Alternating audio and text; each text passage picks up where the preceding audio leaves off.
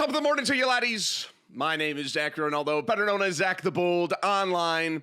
And I gotta say, don't expect a performance every time. Because I don't want, I want it to be authentic. Is there something on my nose? Is it shining?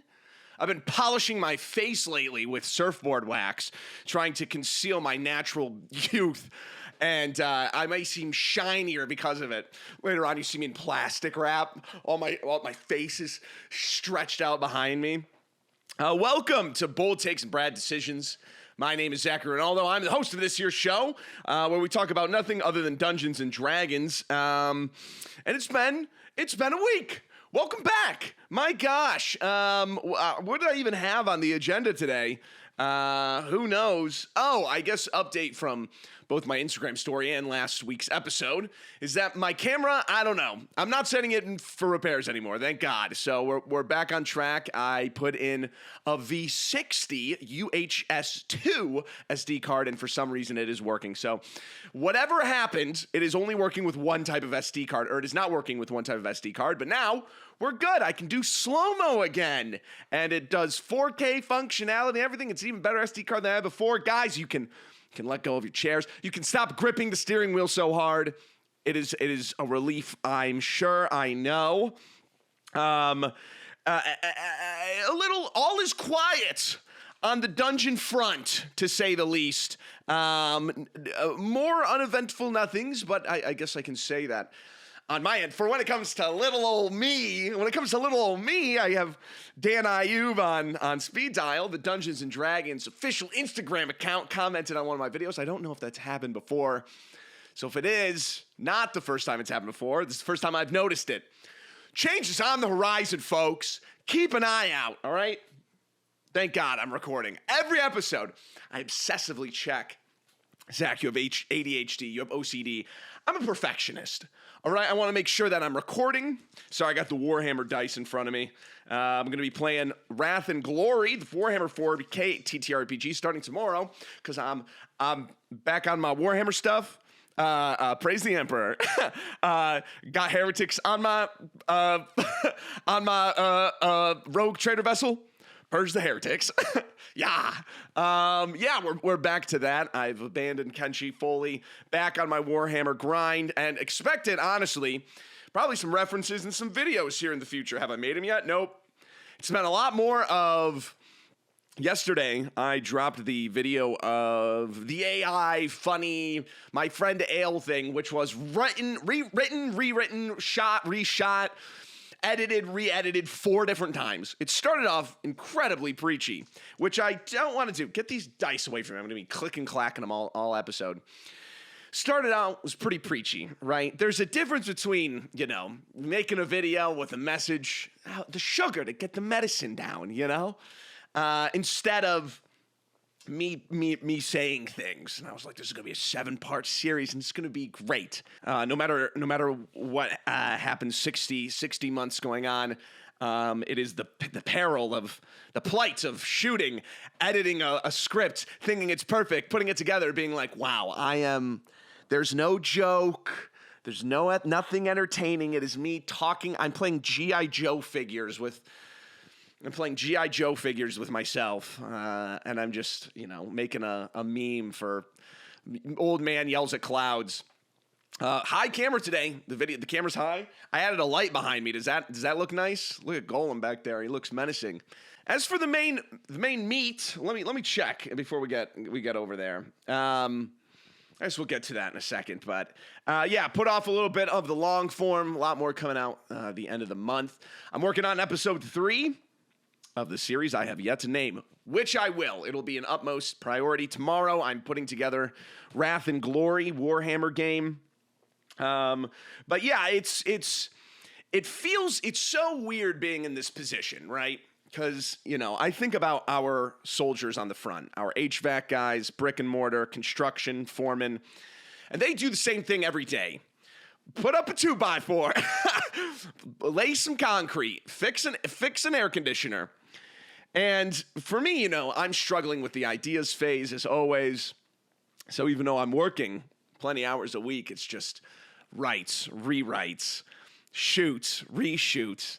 And is it discouraging? Yes. But it's all right. I would rather do that than be just throwing whatever to the wind. I'm still working on this video that was supposed to go out like 3 weeks ago. And I have this thing where I do funny videos, haha, funny. And then I have some videos that are like, oh, this is cool. I want to play D&D now. And then I have some that I'm like, that's a good D&D idea. I can put that in my game. And sometimes when they're not comedy related, I almost said comedy bait. Have I been baiting you with comedy lately? I think they're bad. But that's not always the case. And sometimes I'm my worst critic. So, well, let's talk about it. Let's talk about the elephant in the room. There isn't one. I really can't. But times are changing, folks. This is not 2023 anymore. Dare I say my prophetic visions of Dungeons and Dragons slowing down was too late. It was too late. Myself included in this next upcoming bit. Have we not noticed our favorite Dungeons and Dragons creators also just pretty much talking about magic too now, right?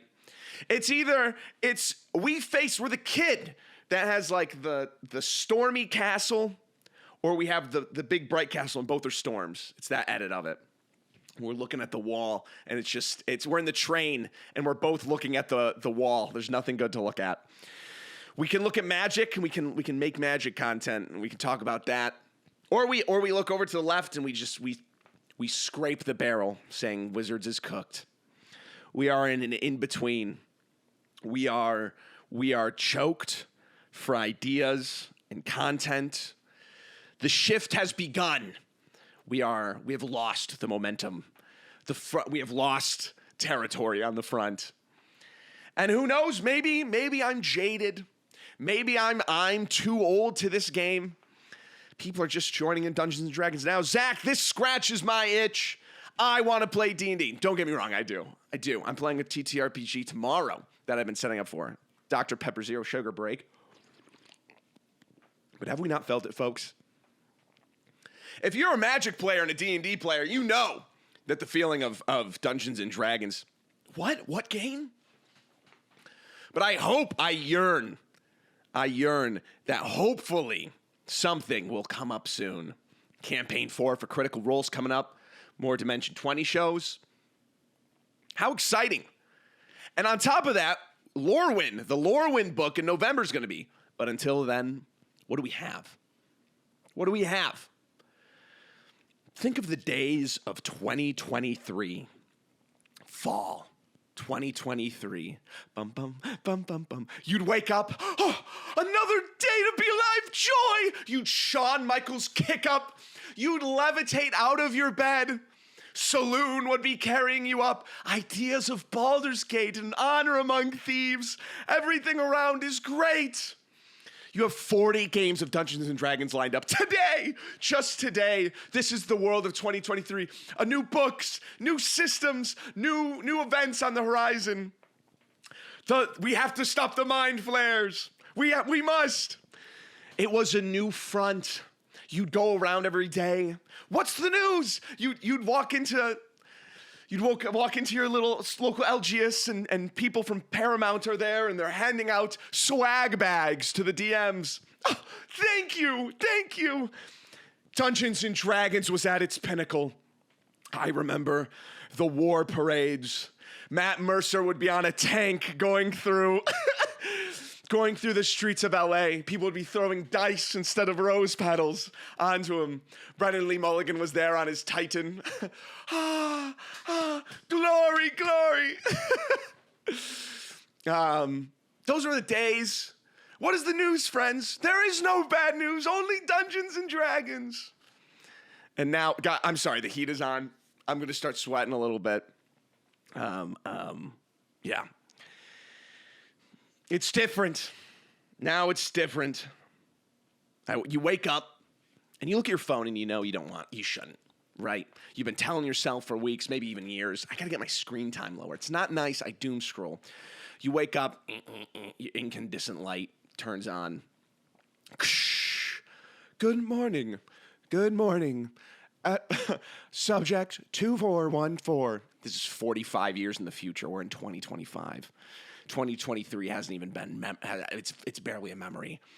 It's myth, folklore. Good morning, subject 4141. Your pod opens up. You detach the tubes from your head. You wake up, you're in cryogenic gel for sleeping for 8 hours. You look at your phone, and it's just Apple News updates or Samsung News updates or whatever, Android News updates. No more candy or food in the world. Air is poisonous. National Frown Day. Everyone's frowning today. You got to frown. Your brain hurts. You have a headache. You have bags under your eyes. New magic set announced.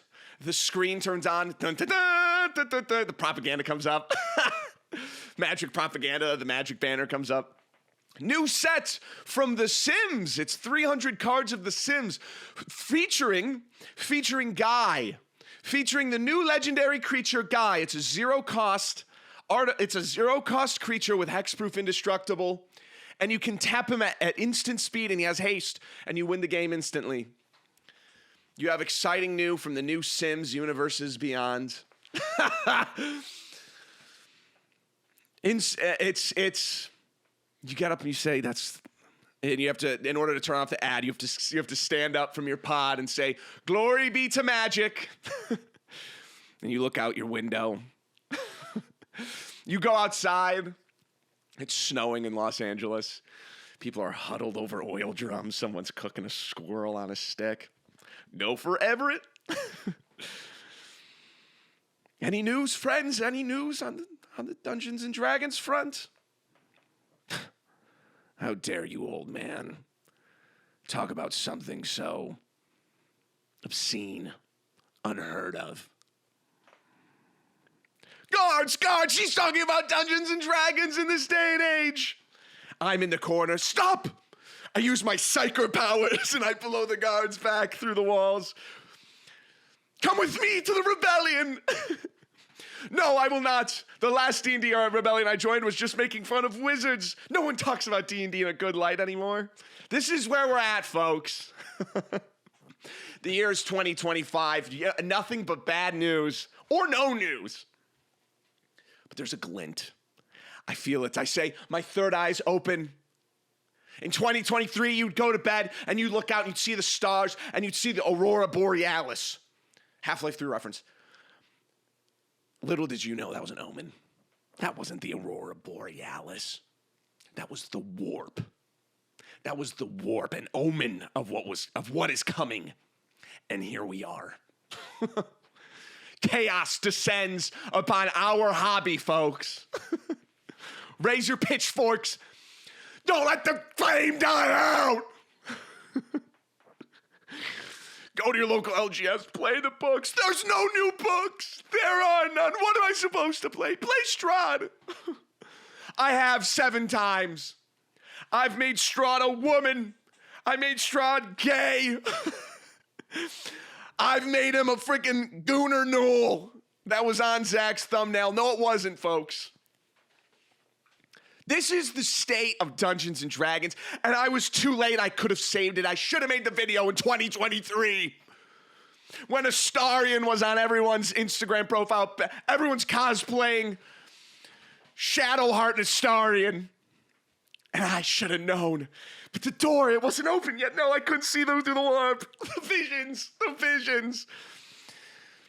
It's not gone. It's in your heart. The Inquisition's grabbing me. I'm reaching towards you. Don't let the flame die out. They line me against the wall and shoot a bolter into my chest.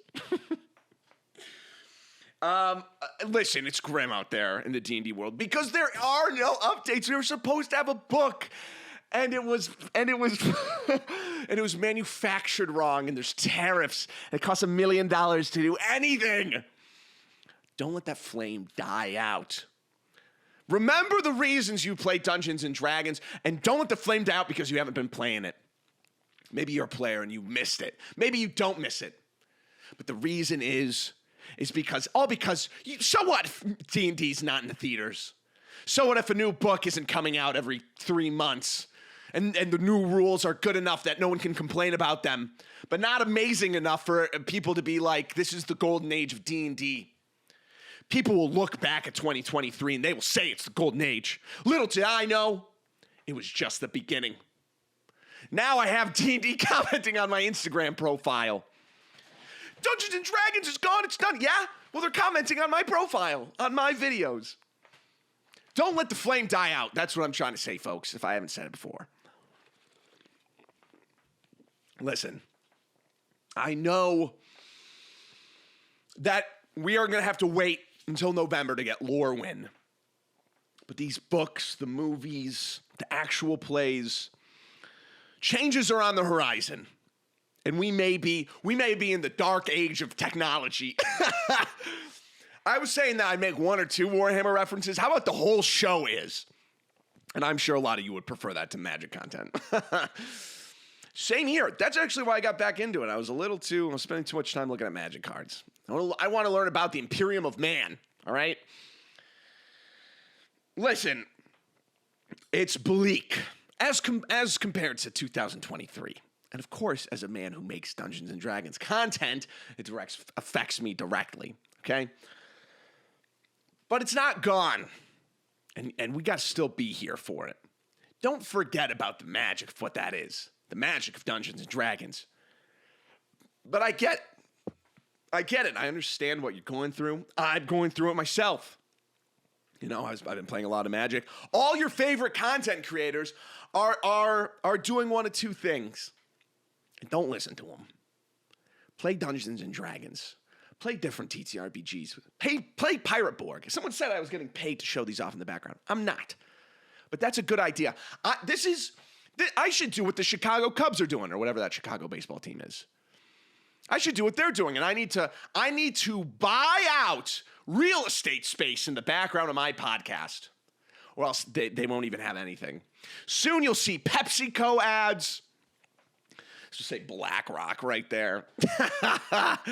Texas Instruments, and it's a javelin. It's a javelin for Modern Warfare 2. Man.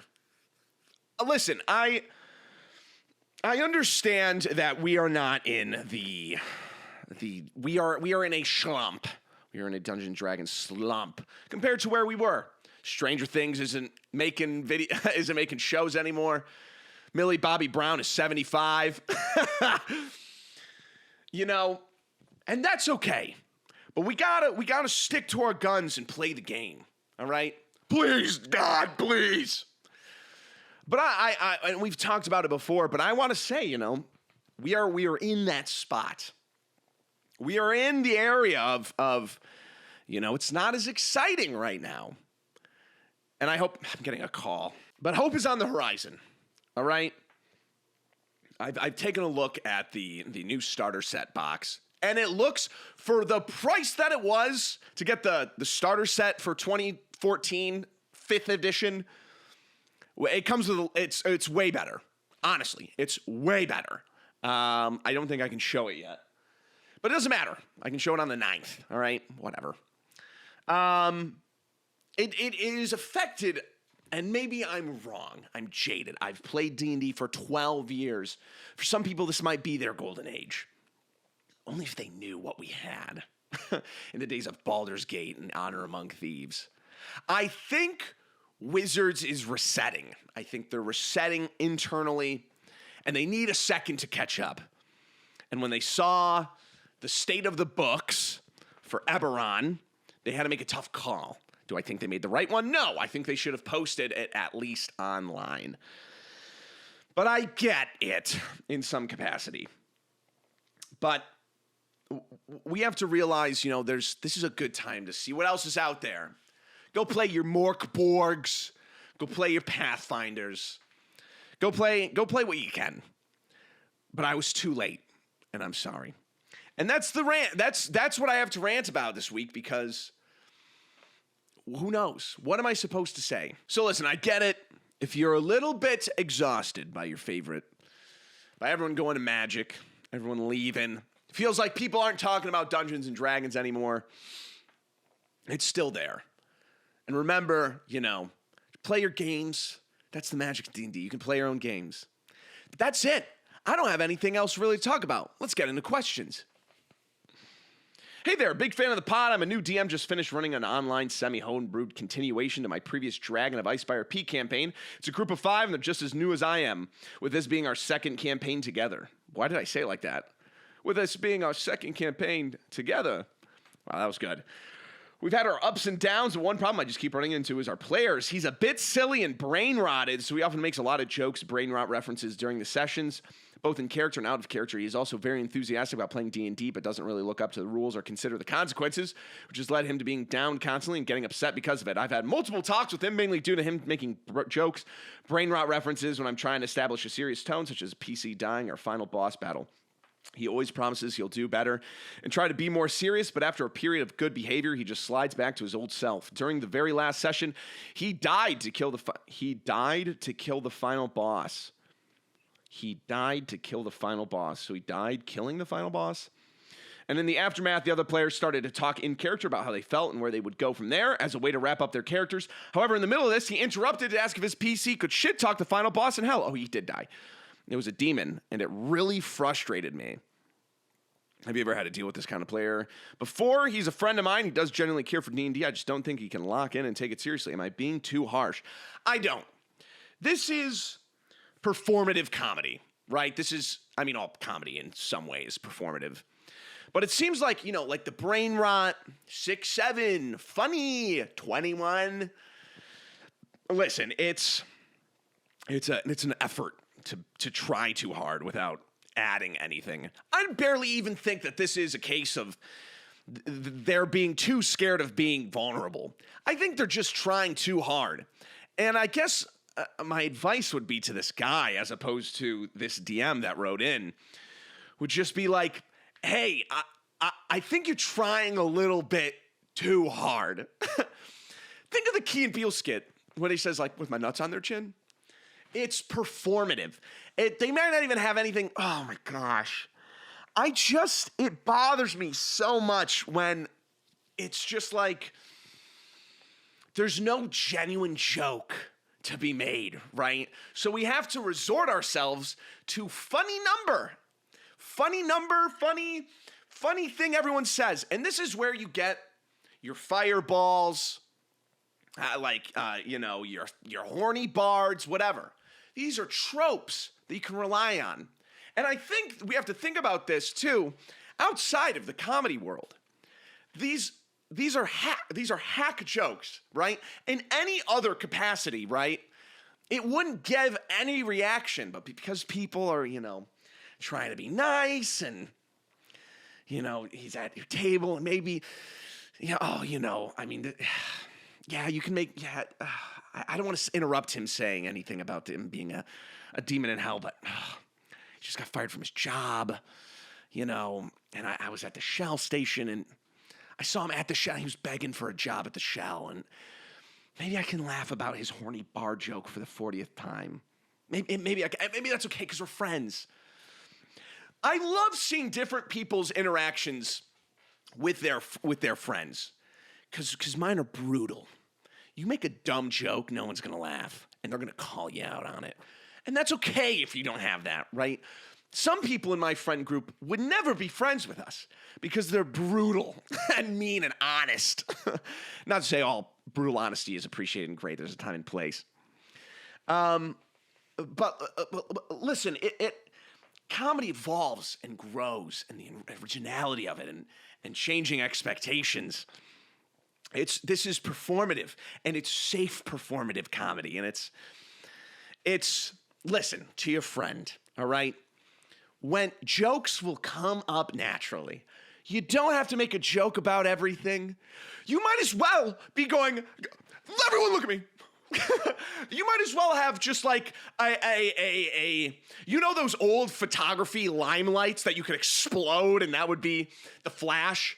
You might as well just be doing that. Light a match. Light the boom. I guess we go on our separate ways now, says the paladin. I have learned a lot with you, friends. Boom! Limelight flashes. Everybody looks. He's just got, his mouth is wide open. What do you think of that? What do you think of that?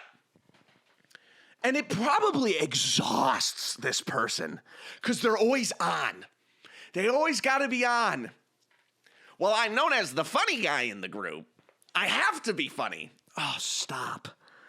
Stop it, please. I beg you. And every now and again, it broke the clocks right twice a day, right? They'll make a funny quip.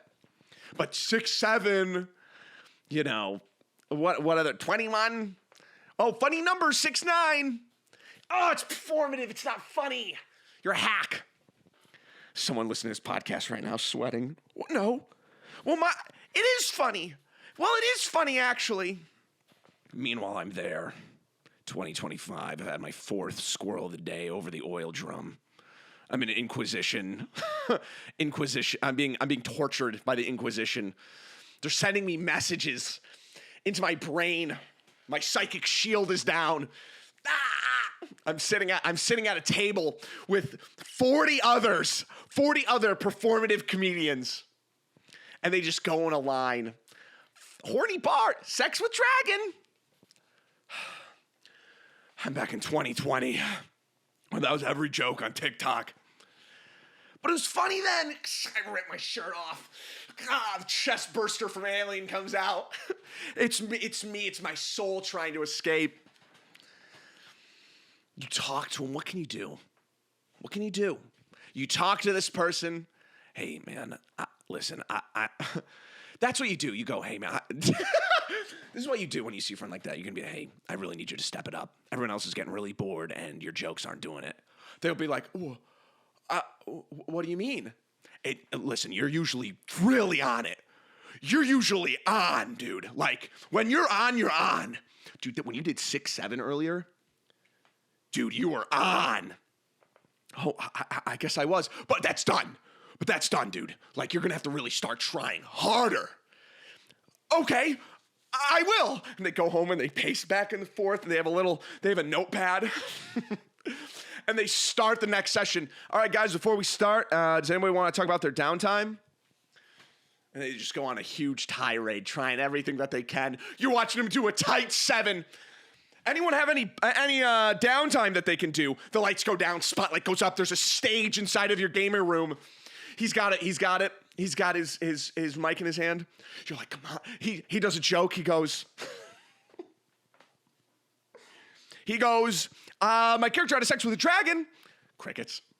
He looks at you in the corner. He's got his note cards out. He's sweating. You're like, come on. You got to try harder. And you break him like a horse. And then you break him down psychologically. And then the next session he comes in and he's a broken man. Say the line, Bart. And he's there. No, I don't think I want to. He's pale.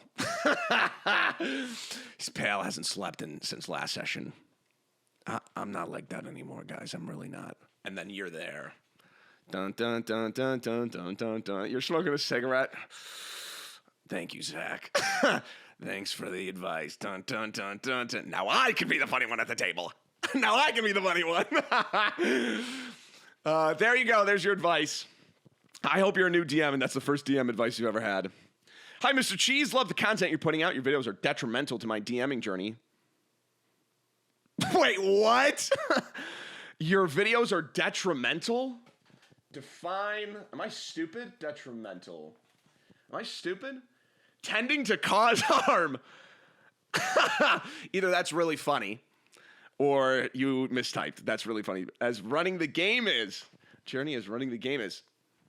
I had a question regarding creating magic items with power that threatens not just life on an individual, but a large society. We are all first-timers and we're playing through the Lost Mines of Fendelver. My players recently discovered a dungeon, which I homebrewed. After defeating Lost Mines of Fendelver. That is not Dragon Ice RP. Sorry, got to get that. After defeating a nearby evil necromancer who was searching for necromancy treasure, I created a 7x7x7 metallic cube buried underground. Don't know why you gave me that information, but sure. With a pocket dimension inside, so if they head in, there'll be space much larger than the box they found. That's a real magic item. That's also a real spell. Lehman's Tiny Hut and or a Bag of Holding. But a Bag of Holding's different, right? Because you'll suffocate in 10 minutes. Divided by the number of alive things. So if you put in a bunch of flies, they'll die pretty quick. I like how that's not specified, right? If something's alive, it's like, what, halved? And then it's halved again, but if another person enters? That doesn't make sense. So if I have, 2 flies and a human, then a third of the oxygen's gone? I don't know. That math was incorrect. The story I planned for my dungeon 500 years ago. The story I planned for the dungeon. 500 years ago, a long-forgotten party of heroes buried themselves with the evil circlet of necromancy, killed themselves and turned themselves undead to protect the circlet from its seekers forever. My PCs will fight through the traps and the final boss, the undead heroes, and find the circlet resting in the final chamber. The dilemma I wish to present to my players is, since they unanimously decide in the very last session that necromancy is evil, since they decided necromancy was evil last session, it cannot be. There's some necromancy that can be looked upon in a good way. Revivify, I think, is technically a necromancy spell. And when stumbled upon in the wild, they must take an action to stop it. How will they react when they have it in their hands? Well, they just swore to destroy it. As a new DM, I use this dungeon to practice. Inspired from running the game, play with the idea of working through the dungeon. Long question here, bud. Long question. I don't know why you sent that second part. My problem is, how can I narratively and gameplay-wise integrate an item of such power that, for example, it can raise an undead army that can all level the sword coast, having without it be an overpowered anomaly in my player's hands? I don't want the circlet powers that don't have a structure and rule, but any structure I try to give respects the stakes and weight of the story is just too powerful. Too long, didn't read? Well, whatever, I already read it. Yeah, I mean, kind of a no, not, like, just make it so that they can't use it without doing story things or whatever. Maybe it talks to them. Maybe it whispers them. Maybe it's a monkey's paw. Maybe there's different reasons why you shouldn't use it, right? Maybe if they want to take over the Sword Coast, hey, maybe there's going to be some heroes that try to stop them. Do you know who's in the Sword Coast? Do you know who would stop something this bad from happening in the Sword Coast? Think back to 2023, baby. It's my OC from Baldur's Gate's going to stop you. Think about the lore implications of it, right? Listen, you can't. Okay, sure. Even if we think about the Long Night in Game of Thrones, no spoilers, right? What that would look like in a real scale, in a real life scale, right? Is that would be a big detrimental war. People are going to fight you. If you have undead armies raised, right? You have to realize at a certain point there's limitations to that. Well, it resurrects every graveyard. Do you know how graveyard works? Do you know how graveyards work? They put that stuff in catacombs. Later on, they probably, in a world of magic, they probably grind up the bones and stuff and get rid of them. Our world would be one big cemetery if we kept all the bodies from the beginning of time. Well, they would, right? Okay, let's get into your idea of what would happen, right? Is that they would awaken all the dead. And maybe it's like, what's that one? Maybe it's like Return of the Living Dead. And it is so, there is no stopping it. It's very bleak. There are heroes. There are gods that can't just let this happen. Maybe that's an angle you want to go. Maybe you don't want to do that angle at all. Maybe you want to make it so they have to do a certain prerequisite in order to raise the armies of the dead. Do they even want to? Maybe what is the magic that's stopping them from just going full wiping out the earth? Maybe they activate it and they realize what they've done, so they have to be heroes and stop them. Zach, I made this item and I'm just stuck on what to do. You made it! You made the sandwich! Well, in the world, it wouldn't be... why are you confining yourself to something you made? Well, the lore implications of... Who cares? God, that should be my merch shirt. Who cares? Yeah, it is not a problem. Oh my God, I just crushed my lungs doing that. I heard if you're too tall like me, 6'2", your lungs can collapse if you don't work out. Fact check that? Not a problem. Oh my God, what a fun idea, right? How cool would it be that you made such a big problem? You are the reason that you now have to fight with some of the biggest heroes in the realm for something you did. What does that mean? What does that mean morally? What are the implications of that? Hello, Mr. Bold. Have you been really enjoying the podcast? Have been really enjoying the podcast as of late, especially I got into D&D a few months ago along with 3 friends. I've been DMing one of our games with a highly homebrewed version of Faerun, where they are currently in a desert branded as slaves and are eventually going to make it to the capital, where I want there to be capital of what? Faerun? What's the capital of Faerun? So they're going to Waterdeep? Oh, it's homebrew. Dude, I'm sorry, I'm so low IQ.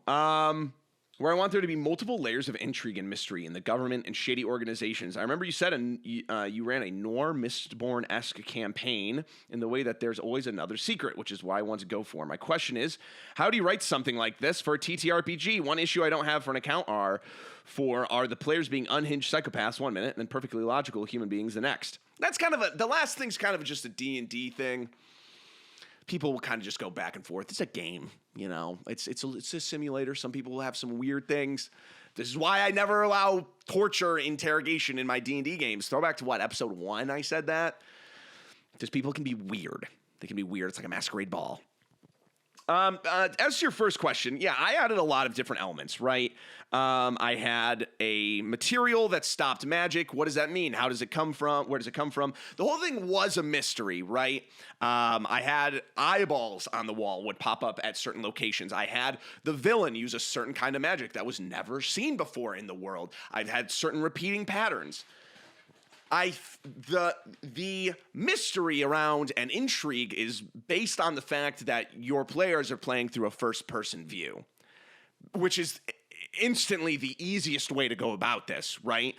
They don't see everything. They don't know everything. So therefore, you can confine a lot of secrets into them. The thing is we have to realize secrets have to be given to your players, not all at once, but rather a little eye drop, and it dips little things. Questions raise questions, and that's how we have to think of this cycle, right? And it wasn't until pretty much 2 sessions before the final boss where they found out everything. Everything finally made sense.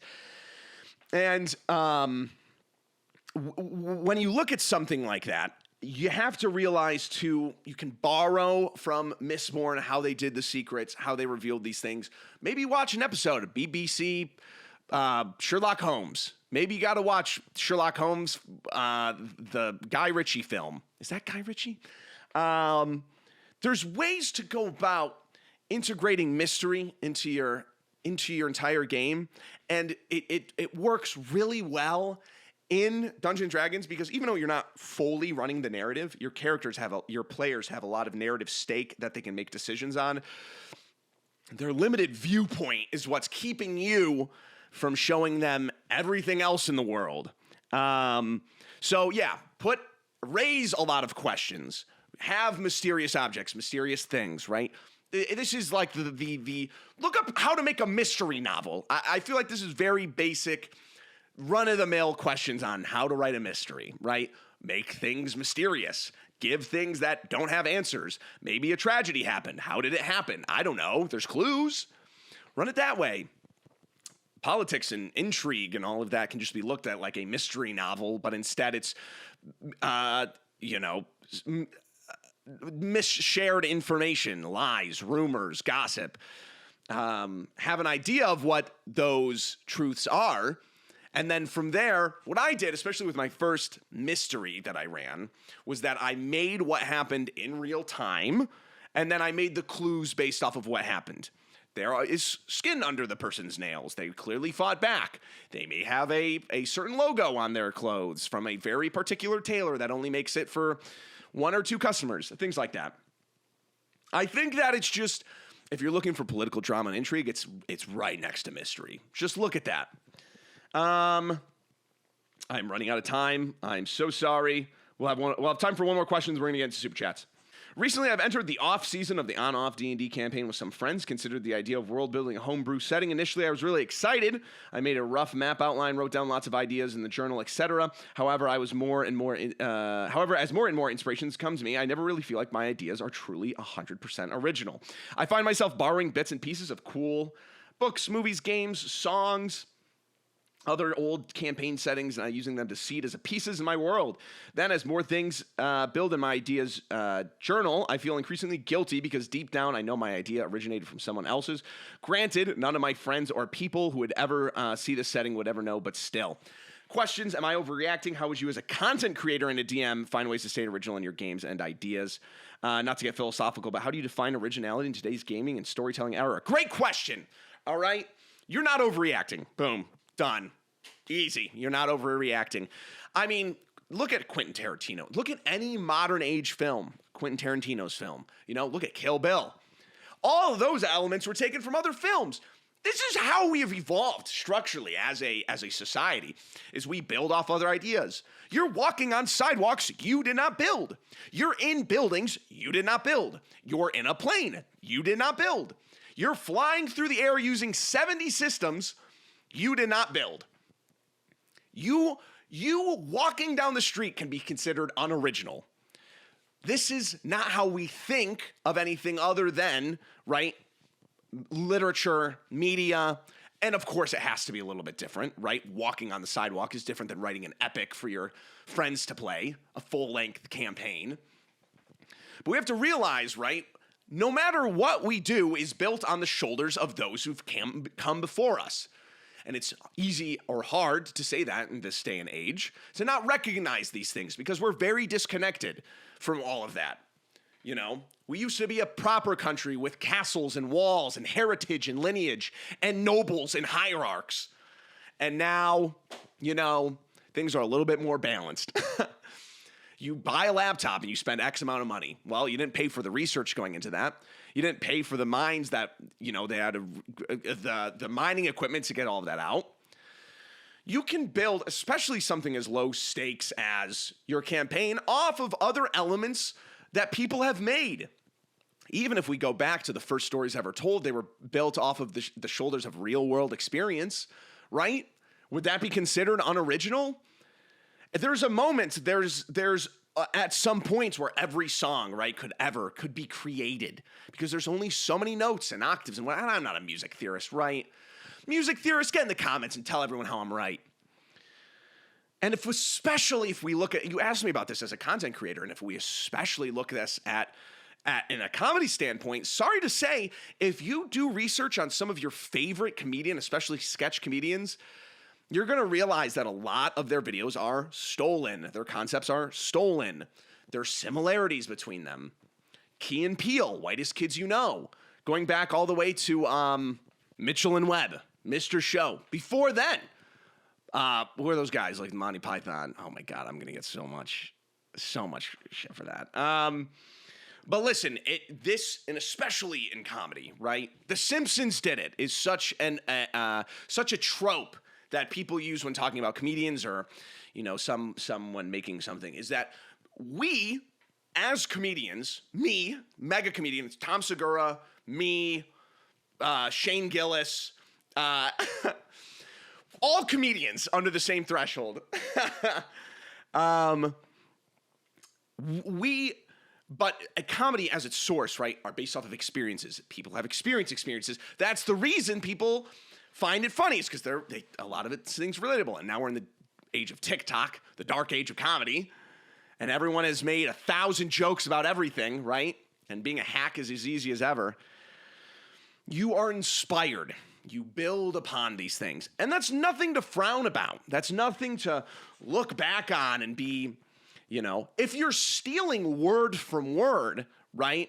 If you're going through, and I made this about my card, video, is that, if you're literally plagiarizing and being inspired by something are very different. You can take elements from different stories and put them together because I guarantee you, your favorite authors did the same. I guarantee you your favorite comedians did the same. And let me be clear, when I brought it back 10 episodes ago, happy episode 20, we're staying with it. I was upset because someone had stolen my video word for word, a creator that was bigger than me. And because he credited me, people were okay with it. They credited me. Hack, talentless. All right, I got to relax. But because of that, right, that's not the same as being inspired by one of my sketches. Maybe it was the same premise And they continued it on. One of the greatest things about Fart Buckle Trend, if no one knows about the Fart Buckle Trend, the thing about Fart Buckle was that he was a goblin, funny name, haha, and he saved the party. And that's something we can all relate to. And I thought it was, and what I liked from that is a lot of other creators continued on about it. They just didn't remake it. And if they did, they probably got 20 views. Don't be nervous to be inspired from the things you love. It's inspiring you to play the game, most likely. It's okay to do that. Just don't plagiarize from it, right? You still want it to be your own. Maybe there's something you want to do. One of my favorite things that I've always wanted was I love talking about Half-Life. I wanted to have like a web series or show. I thought if they ever made a Half-Life show, make it from the point of view of the rebels against the Combine, right? Don't make it about Gordon Freeman. We've seen that before. We've seen these stories before. So don't be worried about that. And maybe your friends will be like, hey, that's from Kill Bill. Hey, that's from this. That's from that. Yeah, it is. Let's continue. And he'd be like, cool. But yeah, sorry guys, shorter episode today. I don't have as much time. We've been having some troubles around the house, and I had to go change out my drywall on the entire house and add an extension, put in concrete and everything, like a true blue collar guy. Let's get into comments. I got Prim Hylian sent me $8.99 in New Zealand. Thank you. Sorry, Zach, but you're wrong about XP, okay? I tried Milestone once, and immediately my players started crying and puking and screaming until I brought back my shiny XP tokens and put Subway Surfers back on the TV. How can I keep them entertained without imaginary number go up? It's called instant gratification, okay? Now, if you'd excuse me, I have a sandbox to run with a party of 5 level 15 wizards. Love your videos, XOXO. Thank you, Prime Hylian, for the 9. Appreciate you. Blue Bread 00 cent. Oh, hold on. Said, I love that you brought up Milwaukee versus DeWalt and proceeded to have nothing to do with anything said for the next hour of podcast. Hey, that's what blue collar people like myself do. Burning Blaze of 005 with another 10. Thank you. Hey, Zach, I've had some personal stuff going on, but it's really nice to know that your videos, podcast is a constant I can look forward to. I've been trying to get into Magic because I've been into Yu-Gi-Oh! And Pokemon, and I want to see the hype around Magic. I've downloaded Arena, went through the tutorial, I've been playing a few games, but it's not clicking for me. I really want to get into it. So how did you? And what is Commander exactly? Commander is the best format for a trading card game ever made. It's pretty much you play with up to who knows, 1 million players. Who cares? And you play Commander.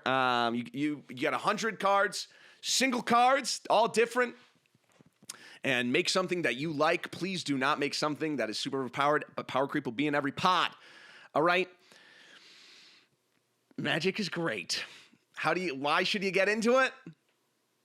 A lot of people are playing it. Look into proxies. Look into mpc.phil. Go make your proxies.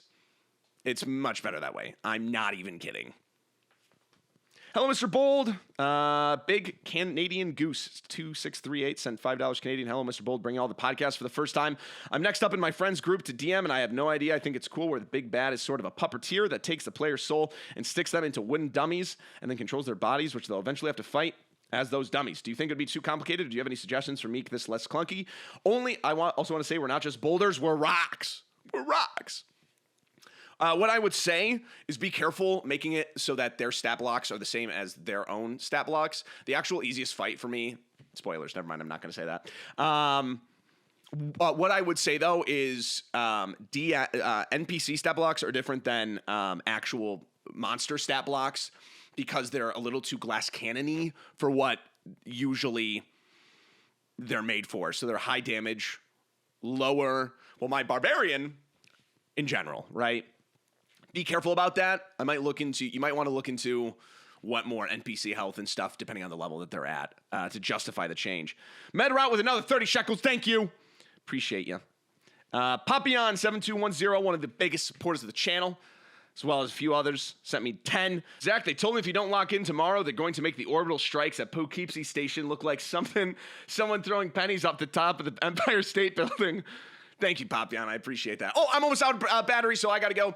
Guys, make sure to check out link in bio. The Kickstarter's up for Scorched Basin, which is a thing I helped to write. I made a one-shot, so you can go and you can support the channel there. Expect a video about that soon. I love you all. Thank you for checking it out. Have a great week. Send your questions, red flags, and comments over to BoldTakes@outlook.com. Thank you for showing up. I love you, and bye.